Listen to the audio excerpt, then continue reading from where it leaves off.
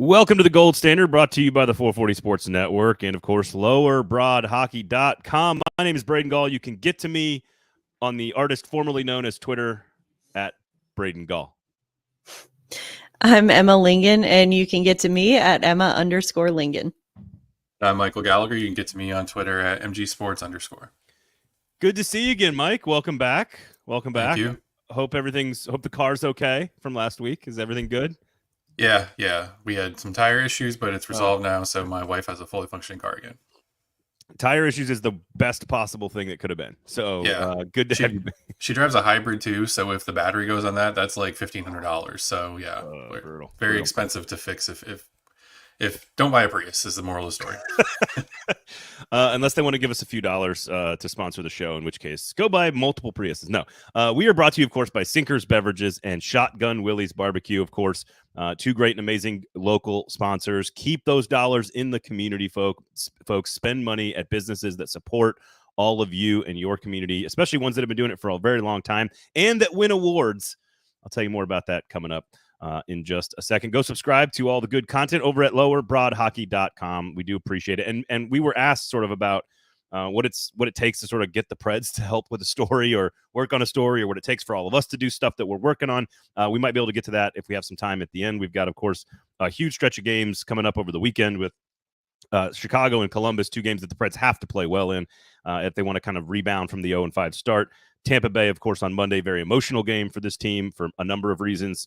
Obviously, Stamkos, the power play, getting off the schneid, Juuse Saros dominating the Boston Bruins. Lots of stuff to discuss today. I had a chance. I know, Emma, you had a chance to talk to Mark Del Gaizo. I had a chance to talk to Mark Jankowski before the game yesterday. And Emma, you were there after the game yesterday, and we'll discuss sort of what you learned. But also, I wanted to figure out, like, what is it about playing with someone else on a line where you kind of know that it's working, you know that it's not working, what type of personality traits, what type of skills on the ice, how do you know when it's working, all that kind of stuff. So we'll have a conversation about that. Certainly it worked on Tuesday evening at Bridgestone Arena with by far the best performance of the season for the team. So before we get into any of that, I just want to ask you guys in general, what did you see? Why did it work? And I know Hal, I think after the game basically said, first question on the post-game show was basically, this is the new standard. This is the new normal. The Preds have set the expectation for what they look like when they play well, and that is what it looks like. Juuse Saros, again, spectacular. They could have tightened up the defense a little bit, but Boston's pretty good at hockey. So, Emma, I'll start with you. What did you see that worked, and why did it work? I think we saw, they were battling. They were actually winning puck battles. And that's something that, have been a point of emphasis for Andrew Brunette and for the rest of the team coming into this, that they were, because before, I think one of the things that we were dealing with, or that we were seeing that they were dealing with, was that they weren't winning battles, and they just looked a little disjointed. They looked out of sync, and we couldn't, at least for me, I couldn't quite put my finger on it, because it wasn't that they were sloppy in a lazy way. It was like they just weren't finishing chances. They weren't completing passes. But it was almost like they were trying too hard. And I think a big part of that is communication. And Andrew Brunette mentioned that after the game last night. He said, look, guys were talking to each other out there. And that's huge, because I think what we were seeing is, maybe coming off of last season, guys had gotten comfortable with the system by then. Maybe they're coming in and they're trying to almost pick up where they left off last year, which in this case, with the new additions that they've made to this team, that's not really something they can do. They kind of had to take a step back and start over. And they had to start communicating with each other more. And they had to start talking to each other. Maybe they got to a point where they were comfortable and they know, or they feel like they know, this is where this guy's going to be at this time. And it's like, no, you actually have to just strip it down to the basics, talk to each other, communicate, and we saw the results there. Men learning how to communicate. Honestly, what a concept. I can't believe it. Am I allowed to talk now? Tough but fair. Please communicate with us, Michael. Yeah, no, I agree. I agree with everything that Emma said. I also think too that what stuck out to me was like the passes were crisper. it looked like there was a game plan. Like the defenseman knew when to activate at the right time. It looked night and day difference between last night and what we saw the previous 5 games. There was much more communication. There was much more. It was like there was a structured game plan last night. Whereas the first couple of games, it just seemed like they were just kind of flying by the seat of their pants. Like, oh, we got Steven Stamkos. It's okay. He's just get him the puck. That's all we're gonna do. And last night looked a lot better. And something else that really stuck out to me was I believe there was 1, 2, 3, 4, 7, 8, 9 somewhere in there. They had 7, 8, or 9 shots directly in front of the goal, right in front of the crease. That was something that a net front presence we've been talking about. This team really needs to start taking advantage of that, and they really hadn't done that before. So I think there was a lot of good things that came out of last night. Now, whether you sit there and say that's the standard, whether they're going to continue to do that because that's what they were supposed to be doing the first 5 games is yet to be seen. But if they play like that, they're going to win a lot more games than they lose. Mr. Andrew Burnett, what happened today was different. We had a strategy and we talked about it. So no, and Christopher asked the question, was this, and if you want to get into the comments, please jump into the comments. If you're on Facebook, Twitter, please share the product. If you're listening on a podcast app, we do love that. Write a review for us. And if you're on YouTube, please thumbs up notifications. Was this game an easy for me to say, abnormality, or is this how the team should be playing? I don't think anyone expects this to be every single night a perfect performance with an elite performance by a goaltender, a good power play performance against a high-level team like this. But I think you can set the standard and say that's what we should be striving for because we know we're capable of doing it. I thought you guys are both right. I think early on in the game, I want to say it was Marsh's show to Jouse cutting in front of the net, and it was a deflection, right? It was just a quick little play, kind of bang, bang, but it looked like Marsh's show was more comfortable last night in the system than I've seen. Brady Shea still getting there. Brady Shea still working on it. There's still moments where it looks like he's the up defenseman in the neutral zone and the puck is going around him and creating some stuff. But he sends it into the front of the net, and Yossi's crashing that, and he tips it on. It's a high-level chance right away out of the gate, and I was just like, oh, that looks different. And there were a bunch of those in the first period, and you're just like, okay. And they totally dominated play. Again, I don't think it is I don't think it's fair to expect that level of performance 76 more times, but I think you can say to the team, look, you now know what it looks like when you play your best. Go out and try to do that every night, and I think a lot of it's timing, effort, and just you could see the players starting to figure it out a little bit last night, and that's what we knew it was going to happen. We just didn't think it was going to take 5 games and that you weren't going to end up with some points along the way.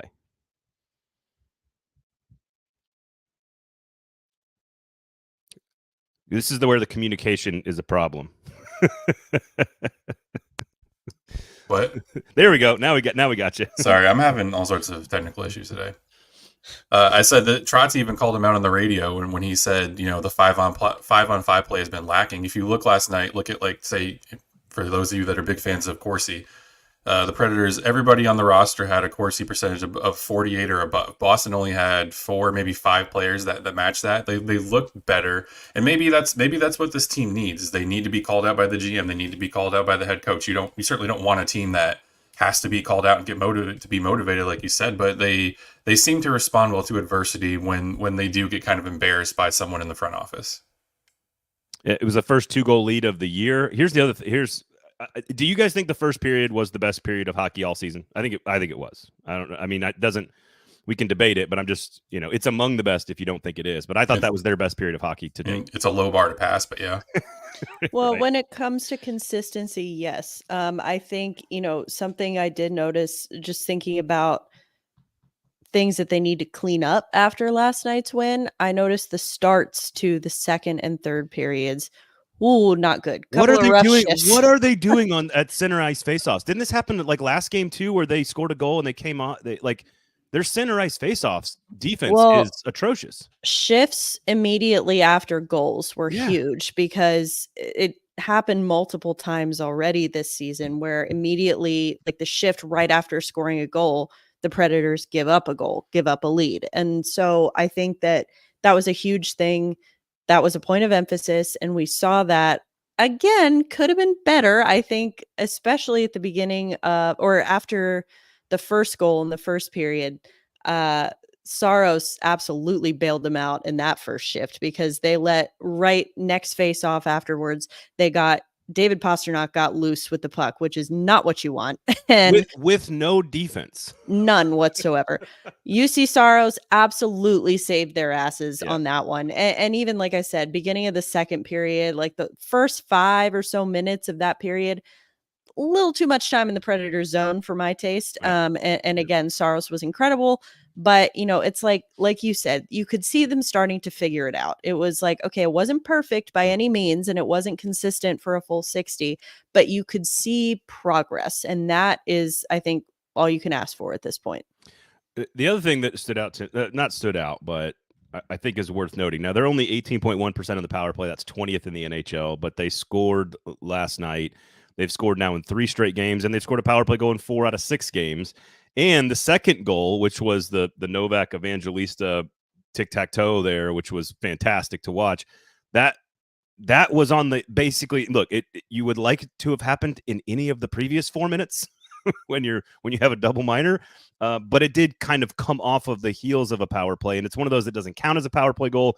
And one of the things I thought of was like, okay, it does feel like this part of the team is going to be pretty good by the a couple more games by the second half of the season, because the power play, frankly, in the first period, while they did dominate run of play, the power play was the reason they had the lead. The power play was the reason they were in a position, and is the only reason they've been in positions in the past couple of games. And so I think there's a real reason for optimism around the power play as it's sort of finding itself and rounding into form. And being there to help carry the team when 5-on-5 doesn't work. That's how I feel about it. I gotta say the penalty kill last night looked really good, especially Alex Carrier. I thought he was exceptional. He was everywhere. So really good, to see both special teams units really kind of firing on all cylinders last night. Yeah, I was just going to point out, how are we not talking about the number 2 ring penalty kill in the NHL? I mean, who saw that coming with how bad they were last year? I think that's a testament to the coaching staff kind of really buckling down on that. And I think we're, like Emma said, Alex Carrier is really kind of, I mean, I know I brought it up a couple weeks ago when we were talking about they're going to miss Ryan McDonough on the PK. Carrier has really stepped up. I think Lauzon's kind of embracing that role. I think we can probably see Shea in that role a little bit more. But, I mean, second behind only the Dallas Stars. I did not see that coming.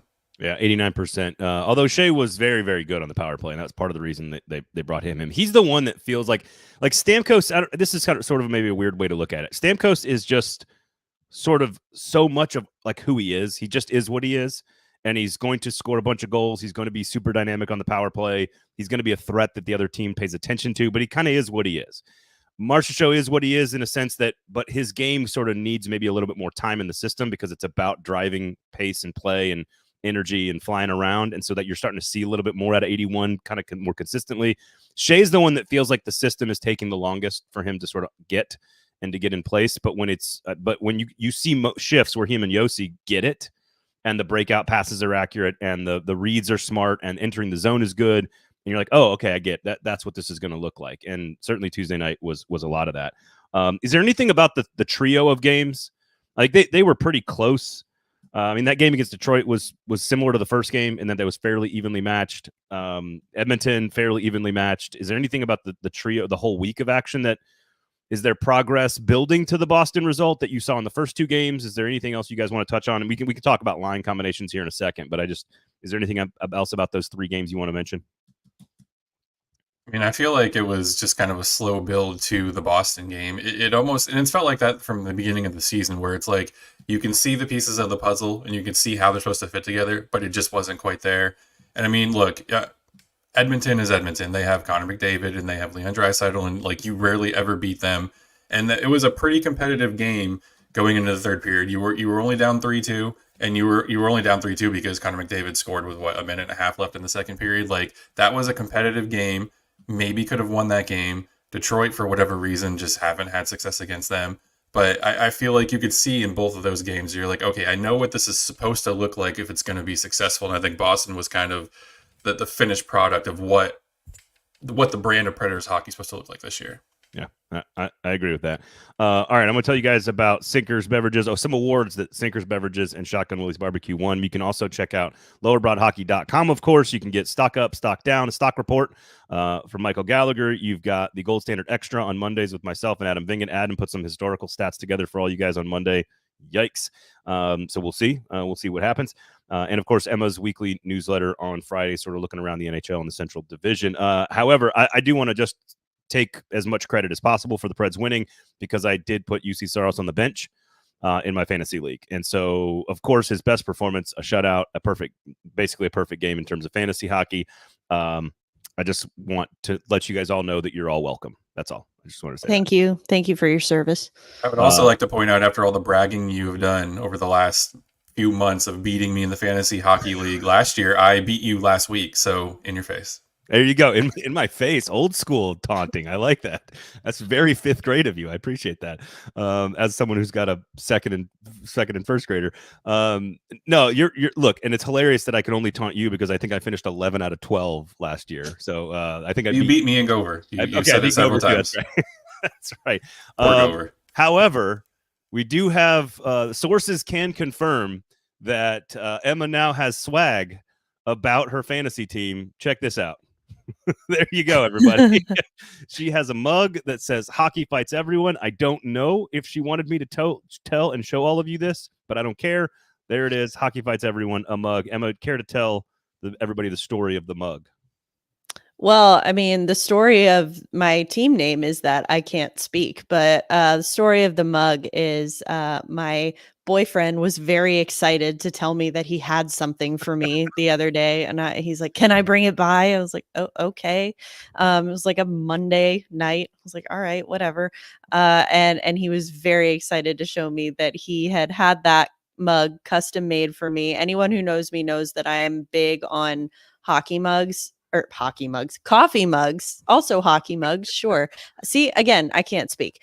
Coffee mugs. And so I have like far too many for one person. One person does not need this many, but I will always take more.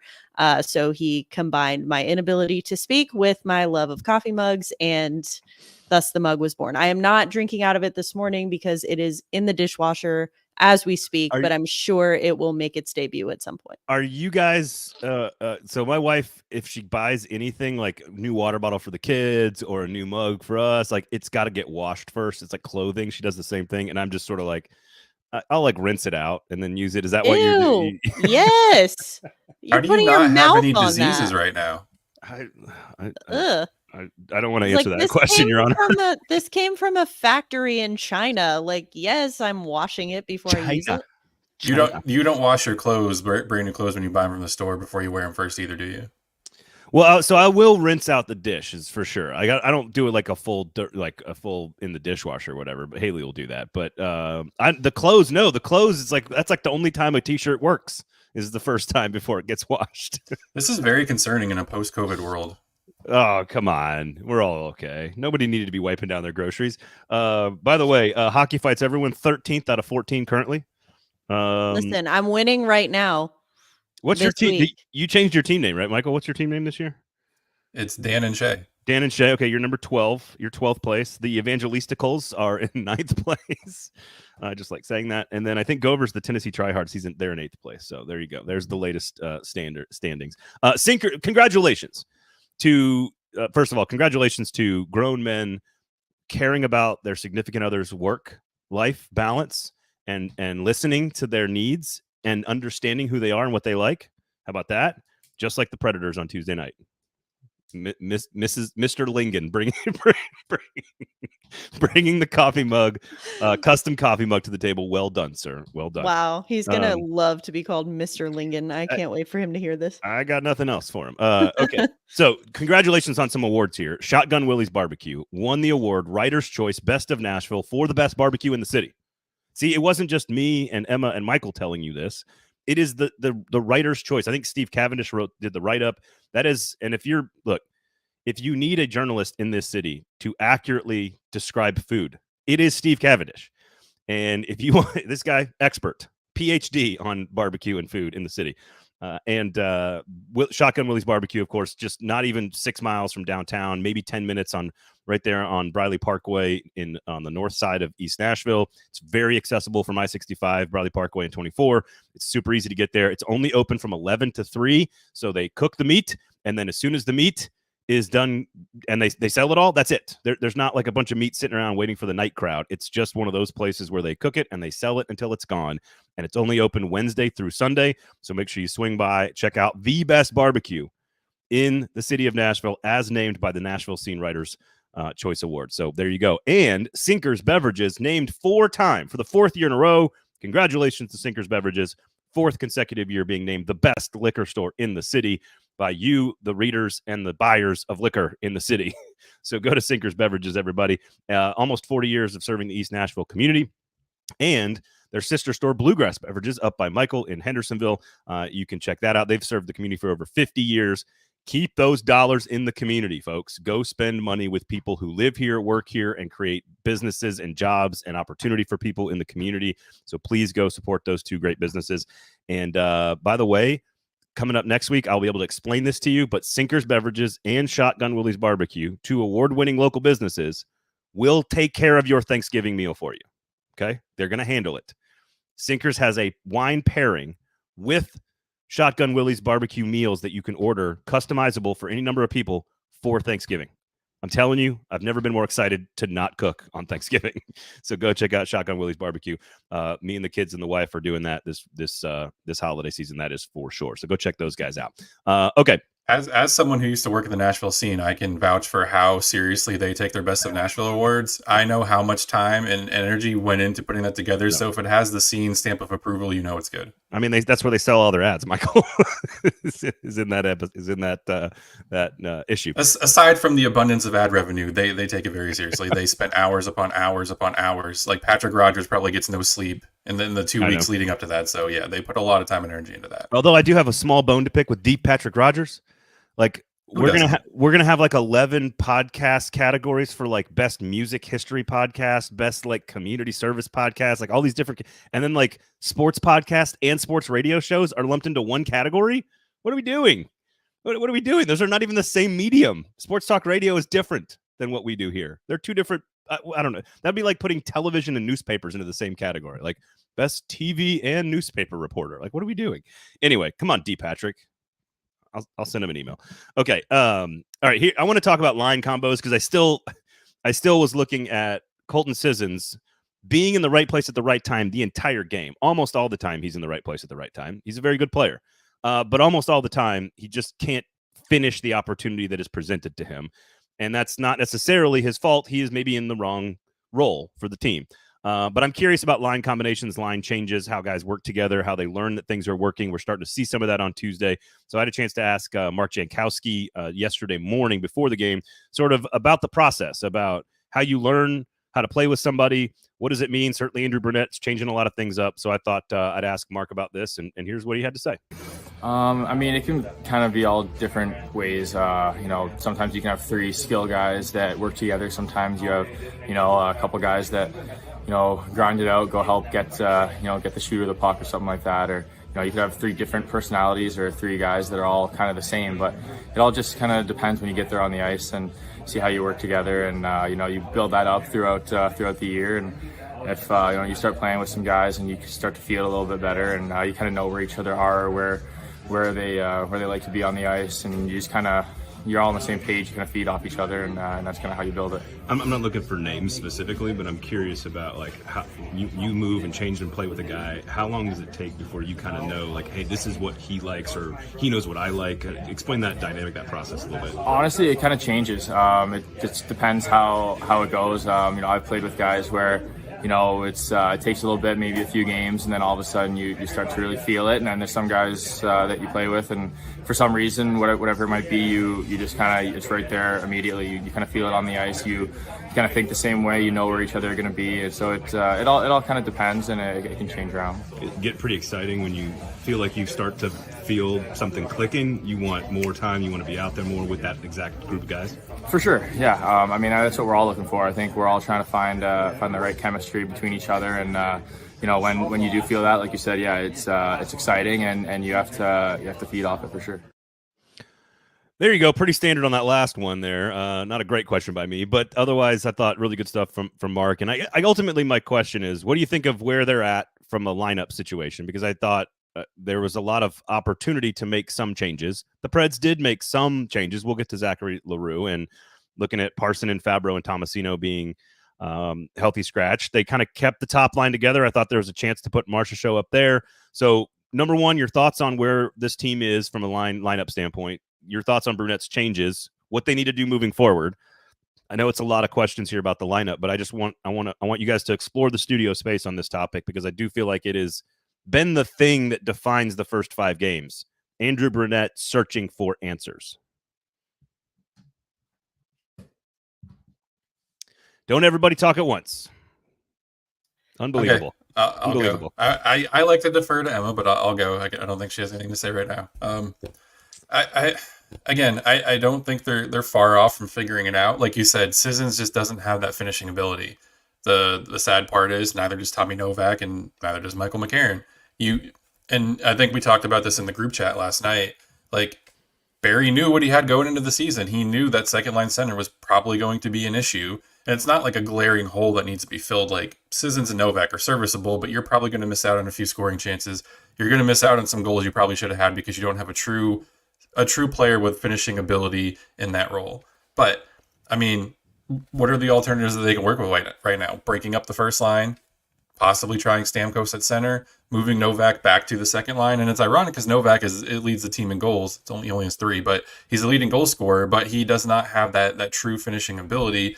And they don't have the horses right now. They don't have the guy that can take over that 2 center role and really be someone who's a goal scorer. Like, Sissons is a great player, don't get me wrong. He's going to set up his wingers, he's going to be in the right spot, he's rarely going to make defensive mistakes, strong two-way ability, everything is great except for the goal scoring output, which is what you need in a true number 2 center. So unless they move some guys around, or if I don't know if they call Svechkov up or something, which I don't think is going to happen, but I mean, Barry Trotz even talked about it on the radio, like, he's put out feelers. He's tried to trade for a number 2 center. No one's willing to trade anything right now because they're only 6-7 games into the season. Plus, there's the cap space thing. You have other teams are strapped for cap space as well. So there's just so much going into trying to fill that roster spot, because they're going to have to do it from within. And I don't think they have anyone in Milwaukee that's capable of taking over that role. And now I think you're just deciding can you live and die with Sissons there, or would you rather try Novak there again and see what happens? Yeah, I agree. I think the harsh reality here is that if we're talking about this season specifically, any solution at the center position is going to have to come from within. It's not going to be something, especially when we're seeing how long it's taking guys to pick up this system that they're trying to run with. I think that's another thing that, if you're trying to make a change, or not even make a change, but if you're looking for improvement in that area this season, it has to come from within. So we presented about 4 or 5 sort of tweaks and or changes on the Gold Standard Extra on Monday, and I want to kind of run them by you. Some of them Andrew Brunette stuck with on Tuesday night. Some of them he did not go with. We absolutely called the Zach Leroux situation, and I think one of us has been on that bandwagon from the beginning that this guy could be on this team and really make a difference from a just sort of a personality standpoint. I don't think he's going to stick long term, but eventually he will. And we'll talk about his debut in just a second. But I want to ask, so it sounds like Juuse and Shea is one of them that didn't start that way, but it's been kind of moved into that role. Fabro's been scratched. Are we on board with those two kind of staying together for a little while and saying, hey, let's put those top 2 together? I think you guys were both saying that all summer long, basically, right? I was initially on that. I am not on that train anymore. To me, Juuse and Shea have been the worst defensive pairing on this team. It almost, and if you look at some of the numbers on Money Puck, or if you want to go natural stat trick, like expected goals against per 60, just the scoring chances they've given up, like statistically, Juuse and Shea have been the worst defensive pairing. And again, too, I think it's kind of, there was a reason Jonathan Taves and Patrick Kane didn't play on the same line together. You need to spread the wealth, and the defense is what's been lacking. And I know it's so tempting to put Juuse and Shea on the top pairing and keep them together, but I mean, and you don't want to have a $7 million third pairing defenseman, but you need to figure out something, because, and I don't know if the answer is breaking up the Lauzon-Carrier pairing, because you need a strong number 2 pairing, but I mean, unless I'm just completely overreacting, which I may be to a small sample size here, I don't personally don't like what I've seen from Juuse and Shea being paired together. Yeah, I was kind of thinking about that last night, honestly, of what it could look like if they did break up the Lozon Carrier pairing. Just to see. Not that I think that they necessarily have been exceptionally bad. It's more just like kind of getting. It's more about, like you said, I don't like Shea on the third pairing with Luke Shen, but he's also not really performing, or that pair isn't really performing with him and Yossi. So like the next best solution would be get him on the second pairing, but that means you've got to split up Lozon and Carrier, because again, Shea and Shen together, the problem with that is that you're obviously not going to want to have Luke Shen playing as many minutes as you have Brady Shea playing. And if you put them on the same pairing, that brings Shea down to Shen's level, and you're only going to be getting him like 9-10 minutes a night. Like, I mean, obviously special teams not factoring into that, but I think that it's finding a spot for him, because Brady Shea has shown some exceptionally good flashes during these first few games where he has looked really good. But he hasn't been able to quite put it together. And I really don't know if that's something that, just takes more time, or if it's going to be like, he needs to be in a different pairing. But I will say, I think now that they've won a game with the Yossi and Shea pairing, I don't think that that's going anywhere for a while.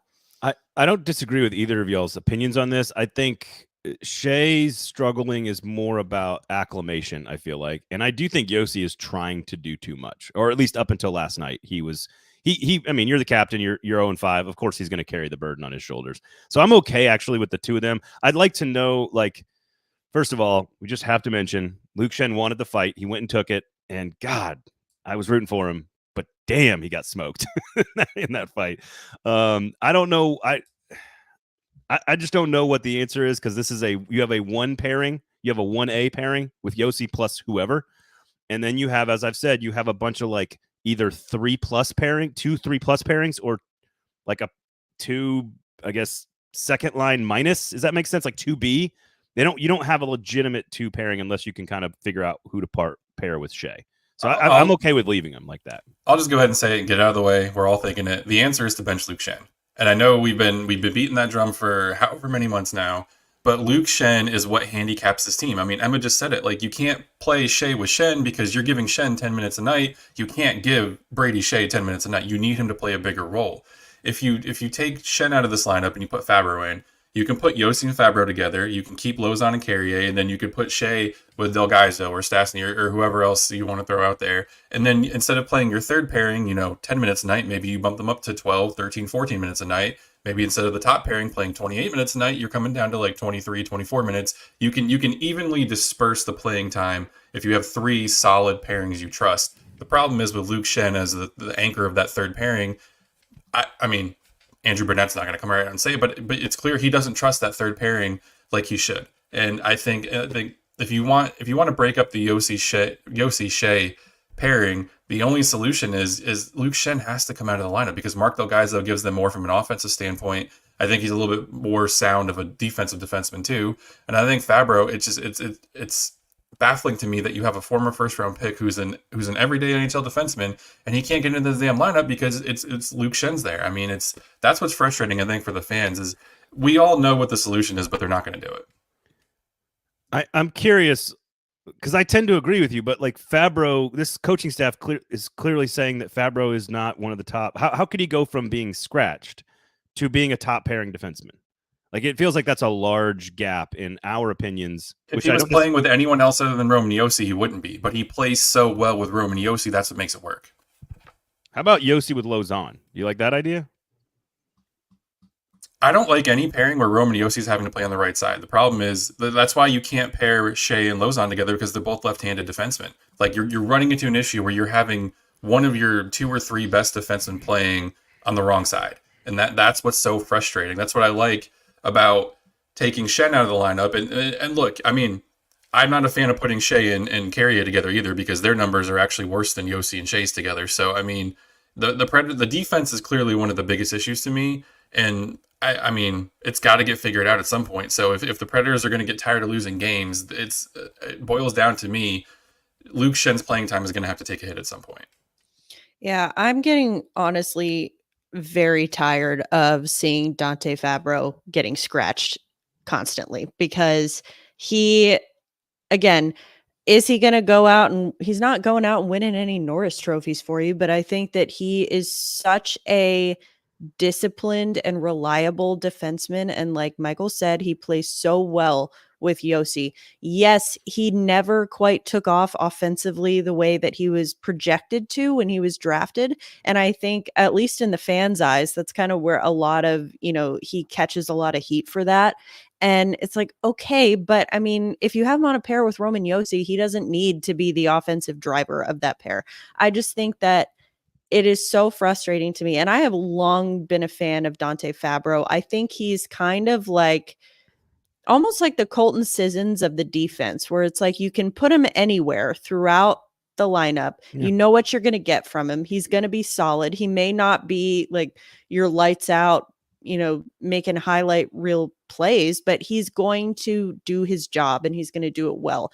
And I think guys like that are so important in this lineup. And you can put Dante Fabro out there and not have to worry about, oh, I got to limit how long he's on the ice because he's a liability. Because that's, again, like Michael said, no one is trusting Luke Schenn out there. No one's going to admit it, but they're not trusting Luke Schenn. I don't trust Luke Schenn. And it's unfair because it brings the rest of the team down. So if you look at the Josi Fabro pairing, they have the second lowest goals against per 60 on the team. And that's only because Delgaizo and Schenn haven't really played that much together. Josi and Fabro, out of the normal pairings that you would see out there, that the Predators would throw out there, Josi and Fabro are by far defensively, and the numbers back this up, the best defensive pairing that they have. Well, so here's the thing. If you take Shea out of the lineup and Fabro's scratched, which we all agree we can put him back in, that still leaves you short a right-handed defenseman. Why are we taking Shea out of the lineup? No, sorry. What did I say? Schenn. I said Schenn. I thought I said Schenn. If you take Schenn out of the lineup, which I don't necessarily disagree with, and put Fabro in, you still are short a right-handed defenseman. You still have to play Josi on that side. Like you still have to. Like that's the problem with Fabro and Josi playing on the same pairing is you still are like Yosi's the one guy who can do it the best, right? So I don't know, like. I don't disagree with the six best defensemen and who you guys think that is. I agree with you. I think most people agree with you. There was I hate to do this because I don't want to pick on him, but there was one play where like there's a forechecker bearing down on him like right in front of the goal, and like I was like, oh man, and like he just like Schen's like he's handling the puck and he just has to like get rid of it, and I'm like, okay, that's too panicky for me. I need someone who's back there comfortable. And it's not that he's not a great story. Adam said this on Monday. He should be a thing that other players look up to. 1,000 games, championships, his career, who he is. Like I think very admirable. But this offense doesn't necessarily suit him very well. And I don't know what somebody has to play out of position, right? On this. I mean, it would have to be Josi. I mean, to give you the best chance of success. At which point you keep Josi and Shea together. I would honestly not hate seeing a Delgaizo Fabro combination. I would like to see what that looks like because I think that Delgaizo, again, is being held back by being paired with Luke Schenn. And I'm not saying that he's going to pop off and, go be Cale Makar if he's not with Luke Schenn, but I think that he has so much more to offer to this system, and he's not getting the chance to because he's being limited by the fact that they don't trust Luke Schenn. So if you put Delgaizo out there, he and Fabro both very responsible in their own zone, but can also, especially Delgaizo, can really kind of kick off a rush. Yeah, they can both skate and they can control the puck. And I think that is, that's a combination that I wouldn't mind seeing. Are you guys just completely overlooking the tremendous dive to the net that Jeremy Lauzon had last night where he almost scored a goal on a breakaway? Or I guess it was a great pass. Look, I'd be okay with that. I mean, that puts Josi and Shea together. That puts Lauzon and Carrier, keeps them together. And then you go Delgaizo Fabro on the third pairing, and you only need to play them 9 or 10 or 11 minutes. I don't necessarily disagree with that. I think that's okay. All right, so let's get into a couple others here. Michael McCarron. I think most of us appreciate what he does. and like how that fourth line played last year, it has not been productive this year from a goal differential standpoint. Now, some of that's the situations they get put in. Some of that's just gameplay. It is what it is. But to be outscored essentially 9-1 through 5 games, that's a problem. And if we're talking about Zach LaRue getting called up, if we're talking about Parsonen or Tomasino, any thoughts to moving McCarron to the scratch list, or is it a different problem that you see on that line? I think that blaming this on McCarron is a huge oversight, because you're overlooking the fact that he has played with different line mates almost every single game. And so I think that it's the inconsistency of personnel on that line, and that line, which last year had it had been counted on to drive the offense. It's now kind of become this dumping ground for whoever we have that doesn't really quite fit anywhere else in the lineup. Throw him with McCarron on the fourth line, and you see the result of that. So I think that anyone blaming Michael McCarron for any of this, I think, is vastly overlooking what the actual issue is. And I'm not saying that there isn't a problem, but I'm just saying that I think McCarron is not it. And I think that it's too much of playing the blame game and trying to pin it on one thing just because he has been the one constant on that line. I would say actually because of that, that's the reason he's not the problem here. Michael, Emma poo-pooing my idea with dumping ground. I like that. Go ahead, Mike. Yeah, I would also say, too, anyone who's blaming the Preds issues on the fourth line probably needs to reevaluate what they're doing in life, because clearly they have a lot of issues to be worked out. The fourth line isn't really one of them. And even I disagree with that. If you're getting outscored 10-1, like, that's a problem. I'm not saying it's the problem. I'm saying it's part of the problem. You're getting outscored 10-1 because Steven Stamkos isn't putting the puck in the net. You're getting outscored 10-1 because you're Brennan is constantly changing up the lines. What I mean by that is when he's on the ice, the Michael McCarron line has been outscored 9-1 when they are on the ice. And I'm not saying that's all. That's what I was trying to say. It's not, that line is not the entire reason. I'm just going through all the different possible lineup solutions, and it's one of them because, again, as I said, they are put into different situations. They're asked to do different things. So there are some, moments where that's going to be the case. Their goal differential is just going to kind of naturally go that way. I mean, you're 9-1 is different. You're 6-7 games into the season, and McCarron's already played with LaRue, Smith, Tomasino, Parsonen. I'm sure there's probably someone else I'm forgetting there. He's basically had a different line each game he's played. So of course they're going to get outscored, and the numbers are going to look bad because this is one of my biggest issues with Andrew Brunette is, and it was a big issue with Peter Laviolette. There's no patience in giving people time to develop chemistry and gel with the line. And I to Emma's point, like, because Michael McCarron hasn't had a consistent line around him, like, of course the numbers aren't going to look good. I personally, I think Tomasino needs to be back into the lineup because Tomasino and McCarron have that natural chemistry. They played really well together last year. And ideally you'd like Tomasino on a higher line than the fourth, but if you're going to put him into the game, you want to set him up for success. And him and McCarron have that natural chemistry where they feed off of each other and they play better when they're there. Now, whether that's going to be LaRue, McCarron, Tomasino, it's going to be McCarron, Tomasino, Smith. Whether LaRue goes up to the third line and Jankowski comes out, I don't know what the answer is, but I don't think it's Michael McCarron's fault.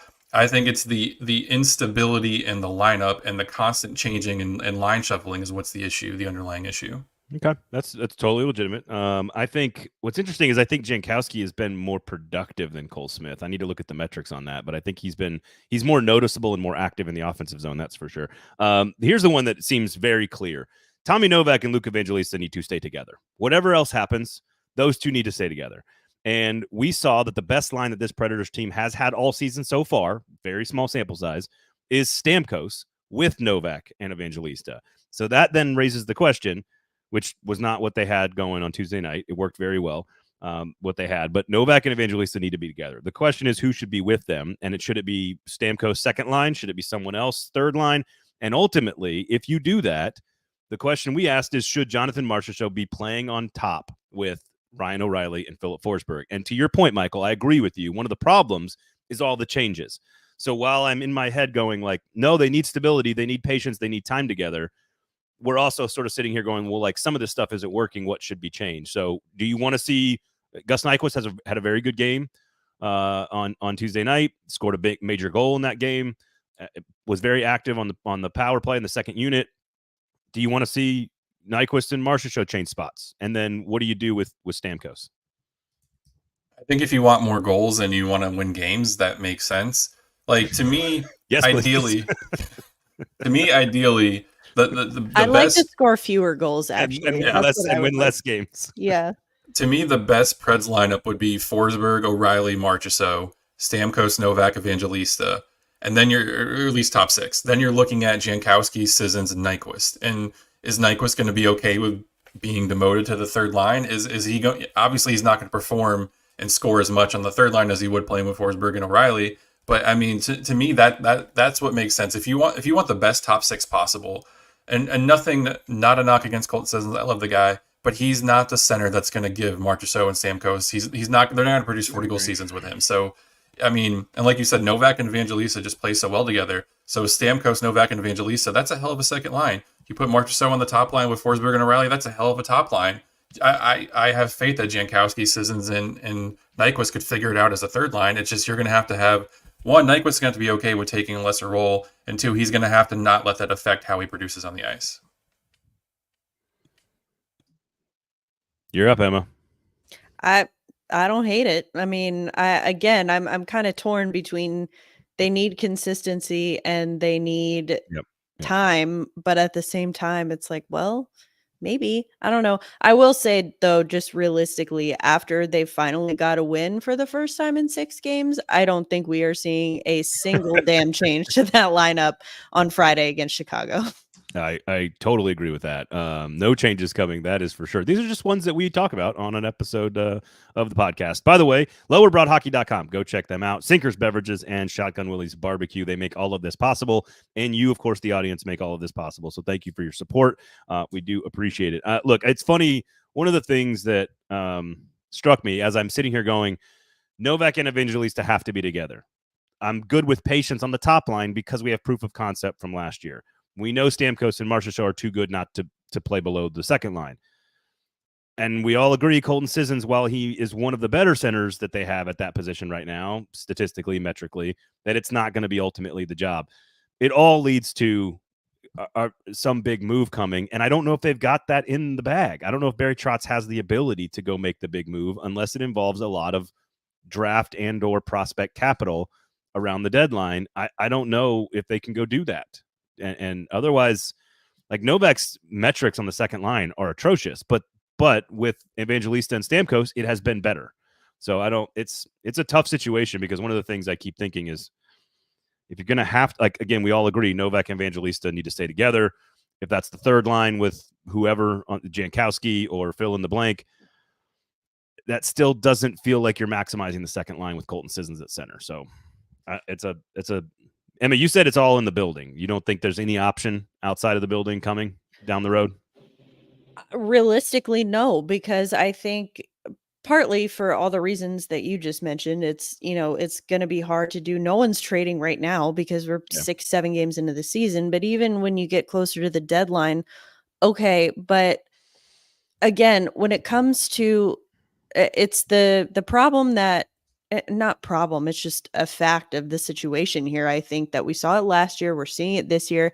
This system is not easy to pick up and it doesn't come quickly. And if you are looking for a big impact center that's going to be one of the key drivers of this system, I don't think it makes sense to go out and acquire him mid-season, or especially as late as the deadline. Where it's clearly, we have proof that it's taking even guys like Stamkos and Marchessault a long time to figure it out. And that's fine. It is what it is. But I think that right now, again, when it comes to next year off season, we can have a whole different conversation. But I think right now, if you're looking at within the season, yes, of course, there's always a chance, but I don't think that is realistic to expect. It's more of a tourist timing trade, right? Like late November or whatever is, I think, when they went and got Kyle Turris.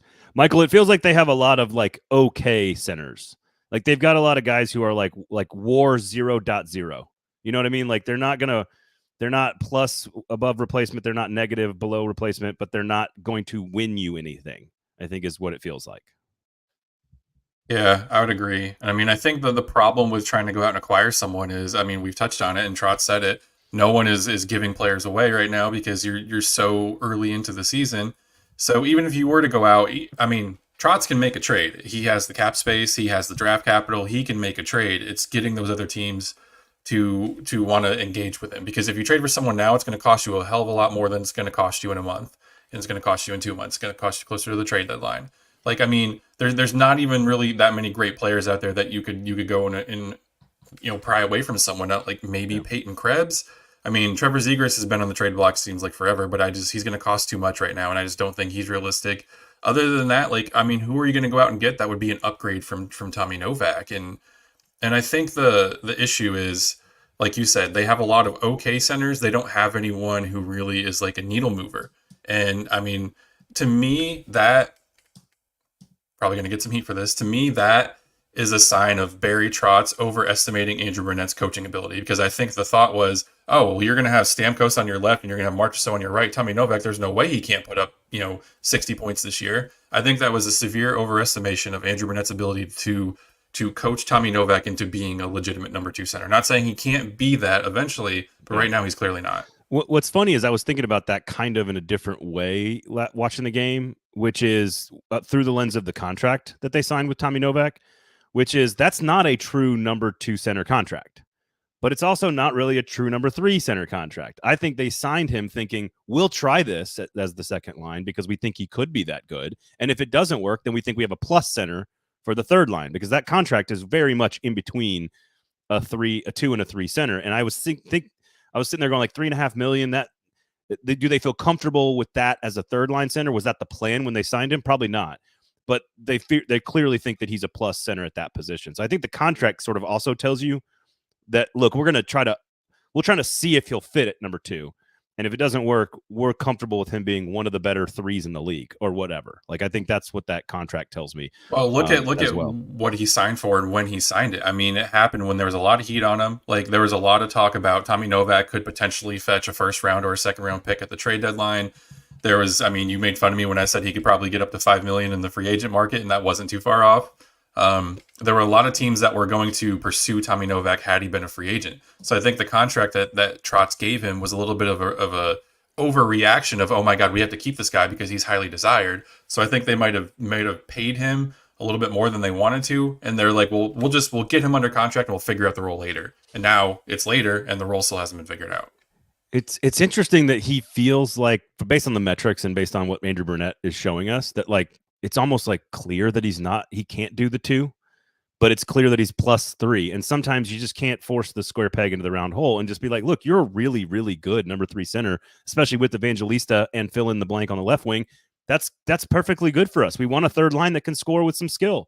So I don't, it just leave. Unfortunately, maybe this is where Sissons needs to be on the 4th line. Maybe that's the answer instead of McCarron. Sissons is on the 4th line. I don't know. We'll see. You guys you've made it very clear what you think of McCarron. Someone said this to me the other day, and I don't know if it'll make sense to you, but I just thought it was funny. They said that Novak is the Rocco Grimaldi of Colton Sissons, which kind of makes sense because he's just good enough to be above a 3 center, but not quite a 2. And I feel like that's kind of the role Sissons has been kind of penciled in his whole career. And Rocco Grimaldi was someone who was up and down. They had him playing on the top line, up and down the lineup and stuff like that. So he was so tiny. Speaking of tiny, Zachary Leroux. No, he much shorter than I'd never met him before and seen him in the locker room. He's just a smaller guy. But love the way he plays. And I thought this is a guy that could be an option for this team to sort of stir things up. Sure enough, they call him up and he plays. He gets his debut against the Boston Bruins on Tuesday night in the big win. His first shift, he gets a little deflection there. Doesn't go on net, but he kind of plays pretty well. Gets a shot later in the game. Didn't play a ton of minutes. I don't have it in front of me, but didn't play. I don't remember seeing a lot of shifts, but had him out there in the third period in some situations where, hey, you got to don't go screw this up. And so what did y'all think of former first round pick and one of the top prospects in the system, Zachary Leroux, getting a call to go up and stir some shit up, as we say, against the Boston Bruins and his childhood idol there, Brad Marchand, who also a short player.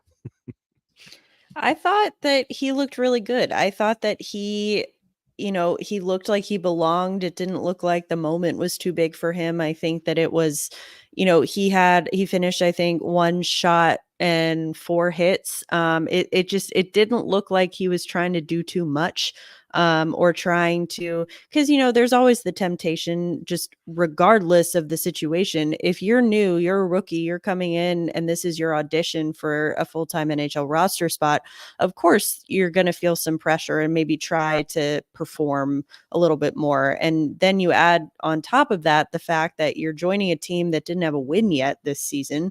It's gonna add some extra pressure, whether they want to admit that or not. It does. And so I think that he handled that with a lot of maturity and handled it with a lot of poise. And I think that he, like I said, he didn't go out and try to do too much. And he was a really good teammate, I thought, and a really good team player. So again, like you said, we didn't see a ton from him. But I think that he's a guy that, I could see, if he continues to play the way that he did last night, I could see Andrew Brunette slowly starting to trust him more and more and giving him more of those opportunities. Yeah, I think LaRue was the definition of he understood the assignment. He went out there and he hit people. He didn't try to do too much. He wasn't trying to score goals. Obviously, if an opportunity came his way, he would have taken it. But he was going out there to just wreak havoc. And there was one shift. I mean, he was credited with 4 hits. I feel like he had that just in one shift alone, where he was just pretty much just mowing over everybody. And I feel like one thing I like about LaRue, and I think he has this advantage over everybody else in Milwaukee and over all the other Preds prospects that they have in the system. If there was one person I would call up and I would not worry about being nervous in his NHL debut, it's Zachary LaRue. He was very composed, which I know is ironic given all the things that we've talked about with him and the anger issues and losing his shit out there on the ice and stuff. But he was someone who didn't look nervous to be making his NHL debut. And I feel like there's a difference in composure when you talk about like not letting nerves get you and just kind of some of the dumb things he's done. But he looked like Emma said, the moment wasn't too big for him. He looked like he just fitted naturally. He was 1 second shy of playing 10 minutes. And I do think Emma's right. He's someone who I could see, if he strings together 3 or 4 performances like that in a row, I could see Andrew Brunette trusting him in a bigger role. And then you're going to see him go out and do more than just trying to go out and just hit people and take people out. Wouldn't it be interesting if Parson and Tomasino end up not playing routinely and Zachary LaRue is out there every night? It'd be very interesting to see, because having options is good, but there's some pieces in there that are going to be interesting if LaRue can earn a spot. I thought there were moments where he sort of floated a little too much, but like that's to be expected on a guy who's excited in his first ever game. Just fun to see. But I agree, knowing the assignment is a great way to explain it, Michael. I think that's absolutely spot on. Did his job, didn't screw anything up. Sort of learned about the experience. And look, we've said this all the time about him. I would so much, part of the reason I've been so high on him is I'd much rather have a guy, and I think we saw this with Tomasino to some degree. We saw this with Cody Glass to some degree. I would much rather have a guy you have to like yank the leash on and bring the energy levels down a little bit and coach that sort of maturity into them, because like the energy is so great that they're playing so hard, versus a guy you have to push and prod and motivate and stuff. And I think I'd much rather have the style of player that LaRue is, where you can teach the maturity stuff. And frankly, I think you've already seen, like, even in one game, the ability to follow instructions is a big one here. And that doesn't really develop in the male brain until you're like 24 or 25. And so seeing him grow, I think it'll happen quickly for him if he decides to, if Brunette decides to keep him around. So good stuff from him. Also debut FanDuel on the app there and the broadcast. Just changed everything from red to blue. Otherwise, everything looks exactly the same. All the personnel are the same, as we reported, of course, last week on Lower Broad Hockey. I don't know if you have any thoughts on that. I cannot believe this is the dumbest media thing. And Emma and I talked about this last week, Michael, because I bought the app and I'm like, all right, I'm going to see what everybody's dealing with here.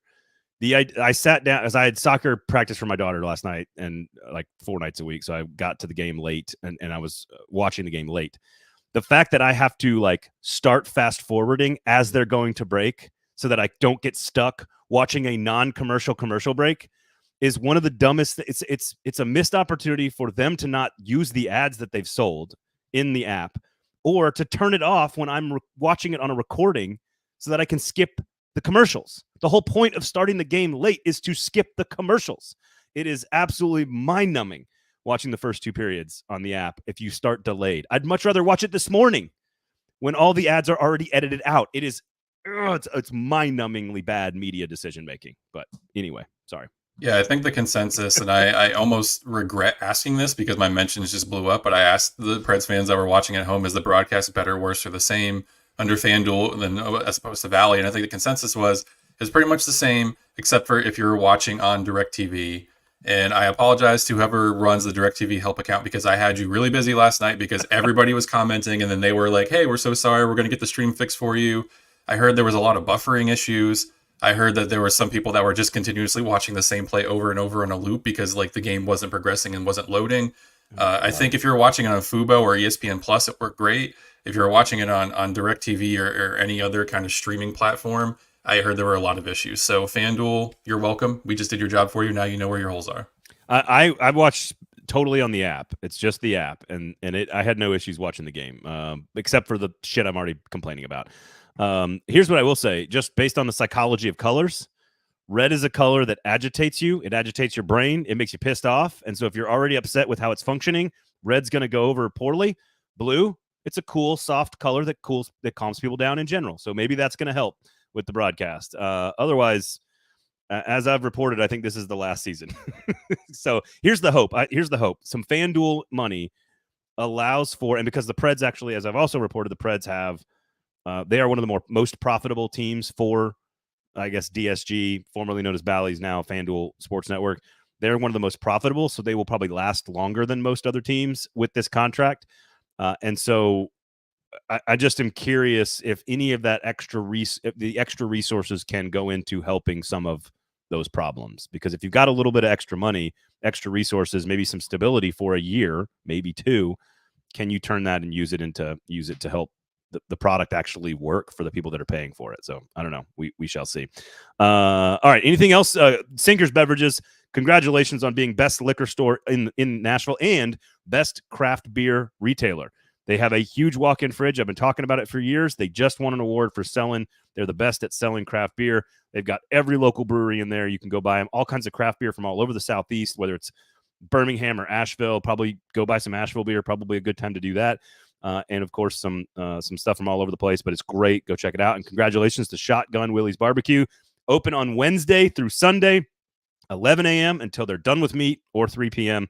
But fantastic barbecue. Go check them out. What are you guys working on for the good folks? I've got the stock up, stock down that will be coming out here shortly after we're done with the show. I'm going to put the finishing touches on that. And then I'm working on a few prospect things that hopefully we'll have next week. There you go. Emma?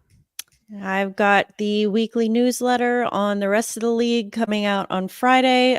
Focus on the Central Division. Utah has been off to a very hot start, but they've got some big injuries that they are now dealing with. So that could change some things. So keep an eye out for that. Brando says, final comment here. Eric Lindros played his best hockey before he matured mentally. So good point there. He terrified most everyone he played against until he matured, and then he just sort of lived off that for a while. Very good player. There is a reason the military recruits high school men. I'm not sure where I feel about that one, Brando. I'm not sure I want a bunch of immature. First of all, I don't want to send a bunch of 18-year-olds to fight in wars just in general. I think that's brutal, but I understand why we do it. Do we really want a bunch of immature, like, people that aren't making smart decisions being the ones that are like taking life and death into their hands? I don't know. Just the military recruits young men because they're young and impressionable and they don't know any better. Oh, sounds like a lot of things that are happening in our country right now. Anyway, I'm all for people getting an opportunity in life. I love that about it. But do I want the Zach LaRue temperament? Maybe we do. Maybe that is exactly what we need on the front lines. I don't know. I don't want to talk about this anymore. You're really great about opening cans of worms. I did this to myself, y'all. I did this to myself. It is my fault. Brando, thank you for the comment. I do appreciate you guys. If you're watching on YouTube, please thumbs up, share the product, and of course, turn on the notifications on YouTube if you're on the podcast app. Thank you for listening. Please write a review, rate it 5 stars. If you do not give us 5 stars, you are a hater. And of course, if you're on Twitter or Facebook, thumbs up, please, as well. Go subscribe to lowerbroadhockey.com. Go listen to Emma's stuff elsewhere and read Michael's stuff and all that great stuff. Otherwise, we'll talk to you guys next week. Have a great week, everybody. I forgot, as I'm signing off here. Which one do you want? We're going to see Scott Wedgwood either Friday or Saturday in his first start since the opening night, in which It was probably his fault they lost. What? Which one of the games do you want them? They should win both of these games because I think 3-5 going into Tampa would be a huge turn for the season. These are bad teams. You should go beat these teams if you play like you did on Tuesday. Which night, Chicago or Columbus at home? Which one do you want to see Scott Wedgwood? Chicago. Definitely Chicago. That was an easy answer. Okay. I thought maybe the home game. Okay. All right. Fair enough. A couple of nights off here for the Preds. We'll see what happens. Otherwise, thank you guys all for listening. Thanks for hanging out, and thanks for supporting us. And go support good local business, everybody. Otherwise, have a great week, and we'll talk to you guys next time.